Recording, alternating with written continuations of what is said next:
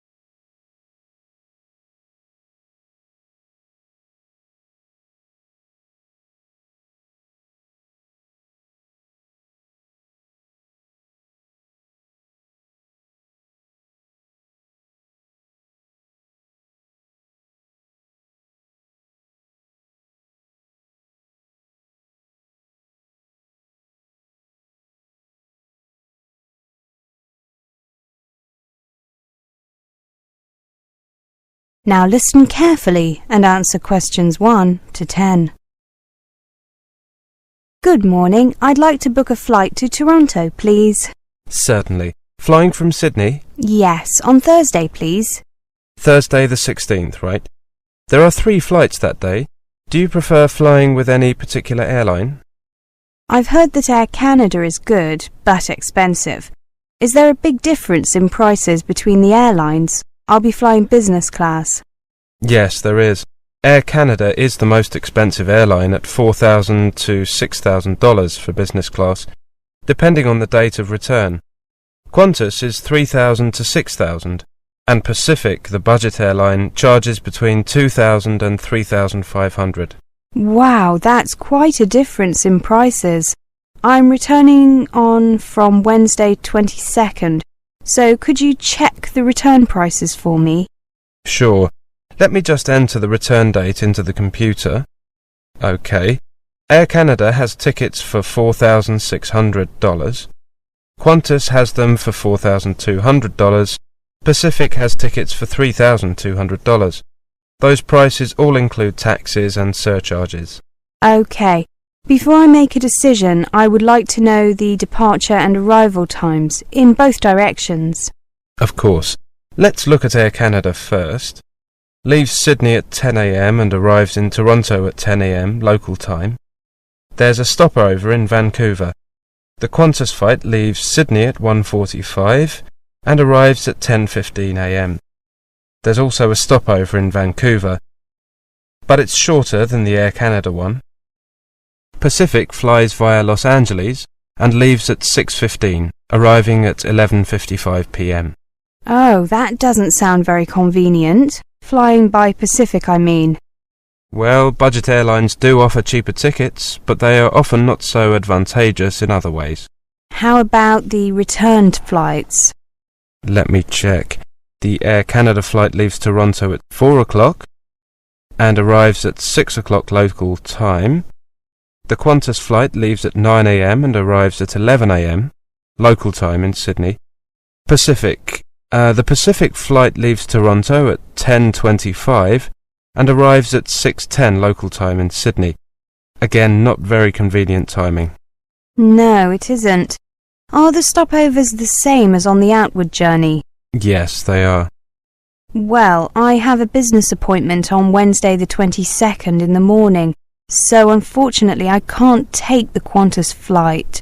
The Pacific flight times are too inconvenient, so I'll take the Air Canada flight, even though it's more expensive. Right, I'll book that for you, shall I? Do you have your passport with you? Yes, I do. Here you are. Thank you. I'll just enter your details. OK. Could you just check this printout? Make sure that I've spelt your name correctly and have written your passport number correctly too. Will you be paying by credit card? Yes, I have a company credit card. Here you are.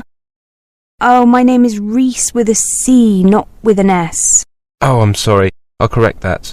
R-E-E-C-E. And my given names are hyphenated. Mary-Ann, with an E. Oh, you've got that. Sorry. OK. Mary-Ann. Joined together with a hyphen. Is the passport number okay? Yes. Could you give me an official invoice, please? I need it for my company. Certainly. Shall I use the company name as it appears on the credit card, ABC Stocks? Yes. Okay, thank you. Could you sign here and here? Thank you. I'll just print out your ticket. Thank you. That is the end of section 1. You now have half a minute to check your answers.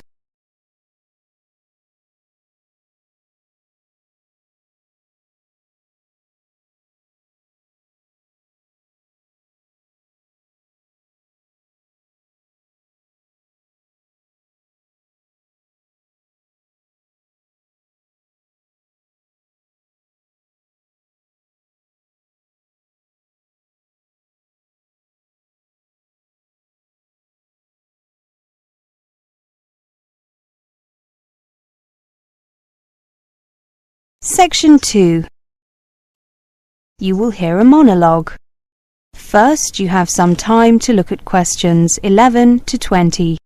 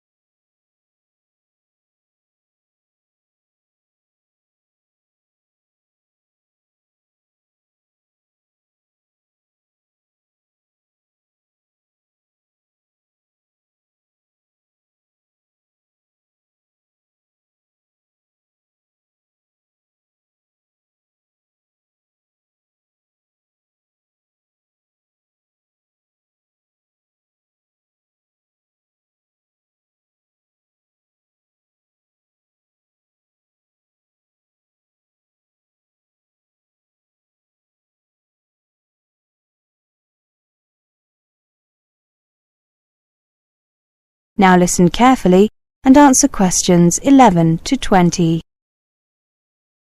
Good afternoon, everyone.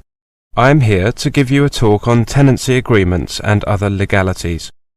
If you rent a flat or a house or bedsit, you will have a tenancy agreement or lease. This is a written legal agreement between you, the tenant, and the property owner, the landlord. Tenancy agreements should normally contain information about the amount of rent, the length of the tenancy, and what rights you and your landlord will have under the law. In most cases, you will have an assured short-hold tenancy, which means that your landlord cannot ask you to leave without a good reason during the first 6 months. Although these rights offer you some protection, it is still your responsibility to check the tenancy agreement thoroughly and make sure you agree with the terms. Do not sign the tenancy agreement if you do not know what all of it means. If you do not fully understand your rights, show your tenancy agreement to an advisor in the accommodation office or student welfare office at your university or college and ask for help. You can also get help from a housing advice centre, law centre, or citizens advice bureau. When you do sign the tenancy agreement, make sure you get a copy to keep for yourself, in case you need to check any details later on. The landlord may also ask you to sign an inventory, a list of all the items in the property, pieces of furniture, kitchen items, etc. If so, make sure you get a copy of this as well. Check that it is correct and that any existing damage to these items is included before signing it. If your landlord does not provide an inventory, you should make one yourself and send a copy to the landlord. Let's take a look at payments.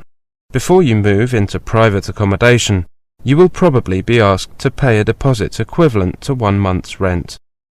Make sure you get a receipt for any deposit or fees you have paid. When you leave the accommodation, if you have paid all your bills and caused no damage to the property, your full deposit will be paid back to you.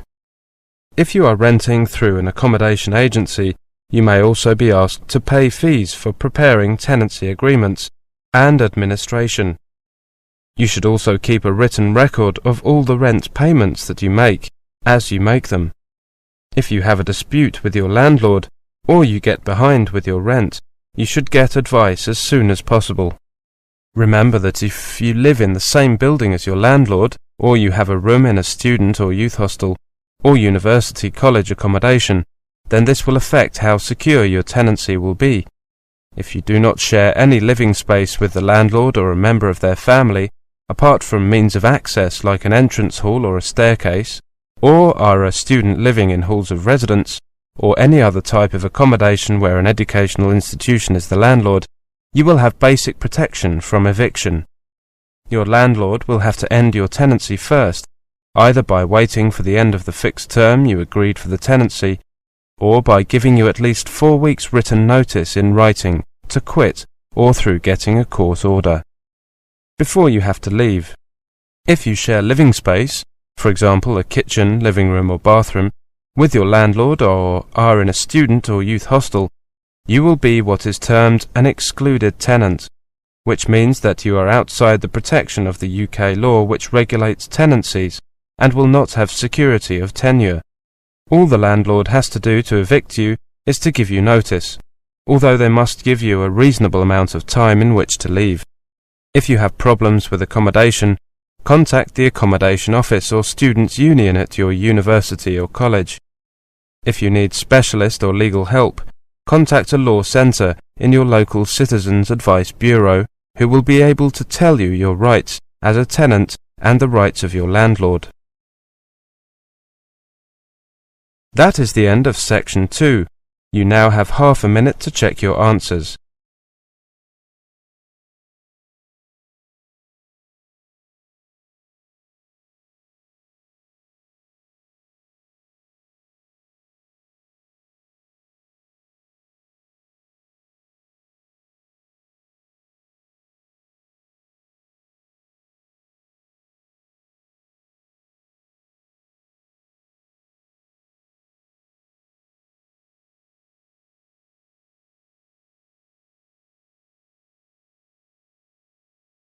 Section 3.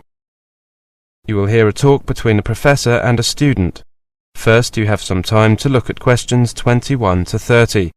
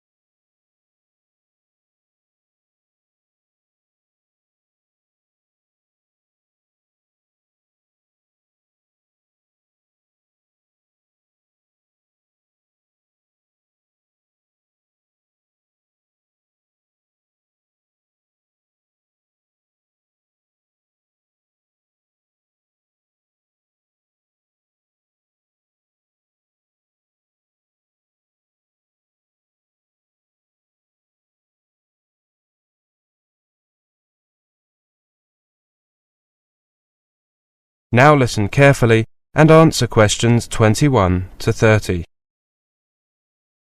Good morning, Clara. Take a seat. Right, I've read your first draft of your project on housing. Well done. Thank you. I know it's only a first draft though, so I'm sure you have some suggestions on how it can be improved. I was very nervous at first because it wasn't my first choice of topic. I had wanted to do something on voting patterns, but getting information, well, it didn't look possible within the time frame. Don't worry. I think that you have made a good choice. Yes, a comparison of the factors influencing house prices. Very topical. Definitely. There seems to be something about housing prices in the newspapers every day. I just wanted to compare the different factors. You know, location, the proximity of facilities such as schools. As I said, a good choice of topic. Now, the first part is very well done. You clearly introduce what you are going to look at, why and how. Do you think that I have covered enough points there? I think so. Did you have anything else in mind? You know, something else you'd like to cover? Well, a friend suggested that I might include crime rates. Actually, that's a very good idea.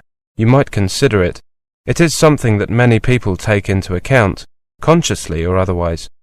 When choosing a place to live, Nowadays the police are required to keep quite detailed statistics on crime, and you can get them fairly easily. I mean, it's easy enough to ask for them, but it might take a while for the police to get them to you. OK, I'll make a note of that. Contact police for crime statistics. Now, I have to say that I found the middle part more difficult to get through. Oh, I thought I had done that rather well. Don't worry, it's not awful. It's just that, well, try to take a uniform approach. Use one for each criteria people use when choosing housing. That way you're comparing with rather than different things. I see. So I should stick with one as far as possible. Yes, that does seem logical. So I don't really need to get more data or write much more. Instead, I need to change. I've got it. It just makes it a lot easier to read. That's the main thing. Yes, of course. How about the conclusion? Based on the information you've provided, I think that you've done very well. You'll have to see if the new information you include changes your conclusion at all. It probably won't make a big difference, but you might see variations in some areas. OK. Do you think that I used appropriate headings? And is the bibliography OK? I know that a lot of professors look long and hard at that, whilst most students think it's unimportant. Yes, professors find the bibliography very useful. It tells us where you are getting your information from and whether those sources are appropriate. Your bibliography is fine, but you might consider changing the format. Here's a printout of the most widely accepted format. You can keep that.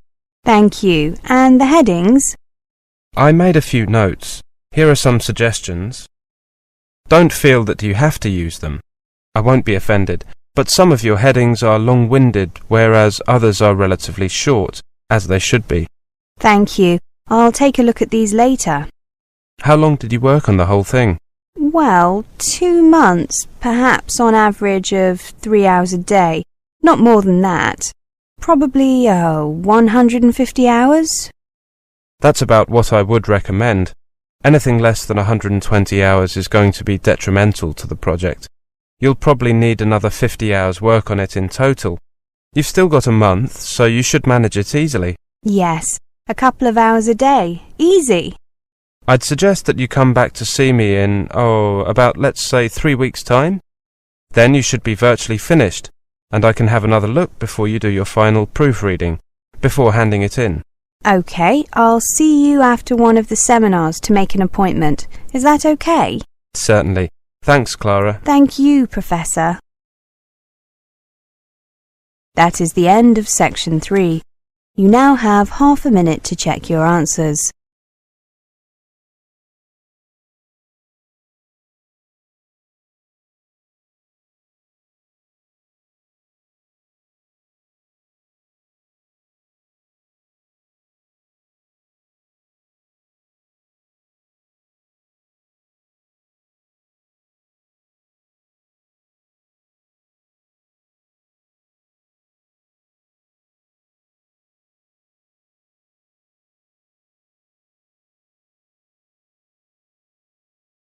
Section 4.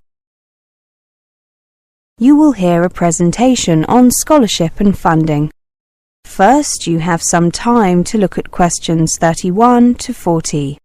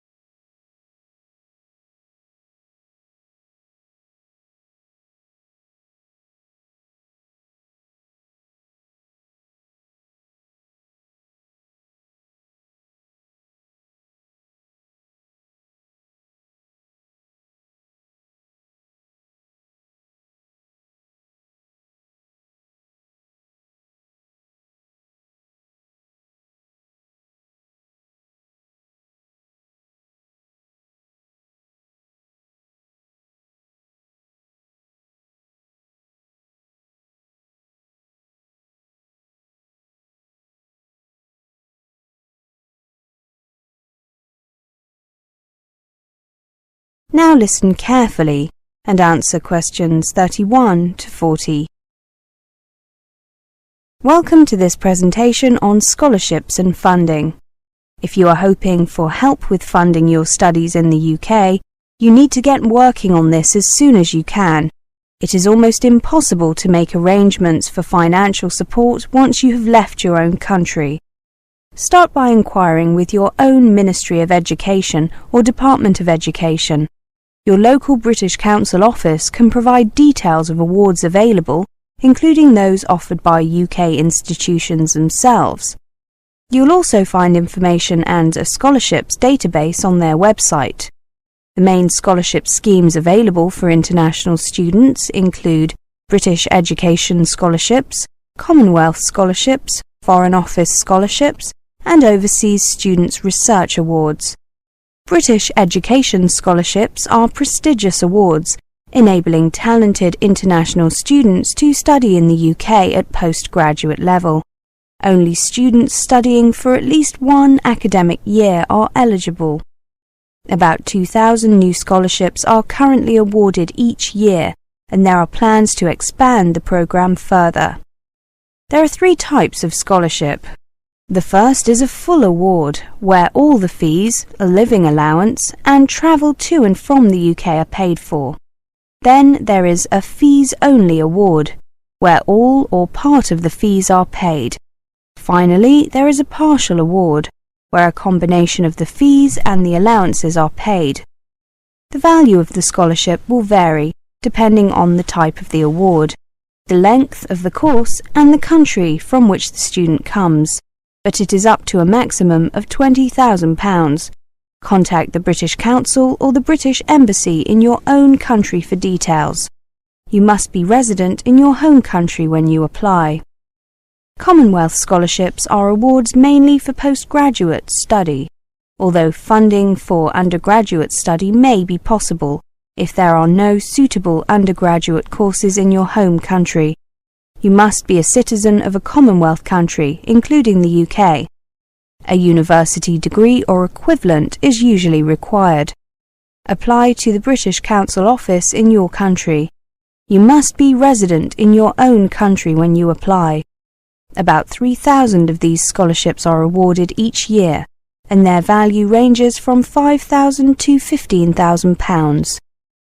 Foreign Office scholarships are a joint initiative by the Foreign Office and certain UK higher education institutions. The awards are normally given for taught postgraduate courses. In rare cases, an award may be made for undergraduate study if the course is not available at an institution in your home country. They are funded by the Foreign Office and participating UK higher education institutions. You must normally be under 35 years of age. You must be resident in a developing country, and you must not be currently employed by your government or by an international organisation. You should be planning to study a subject related to development and be fluent in English. Apply directly to one of the participating institutions.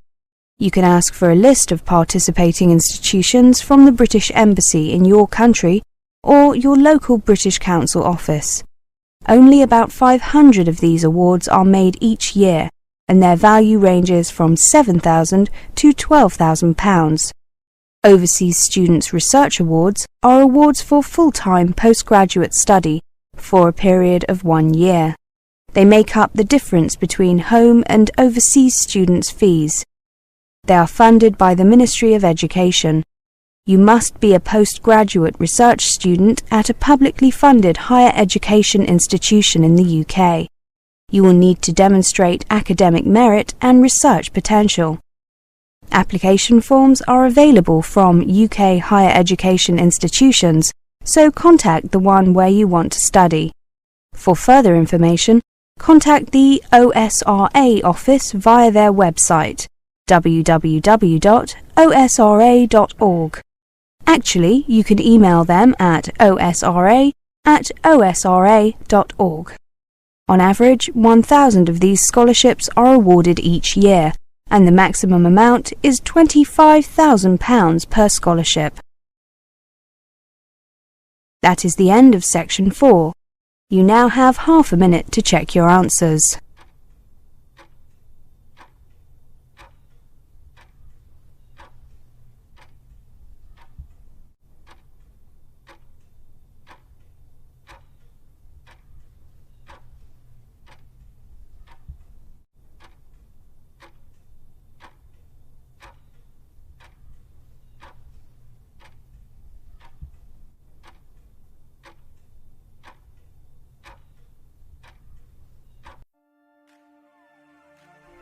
That is the end of the listening test.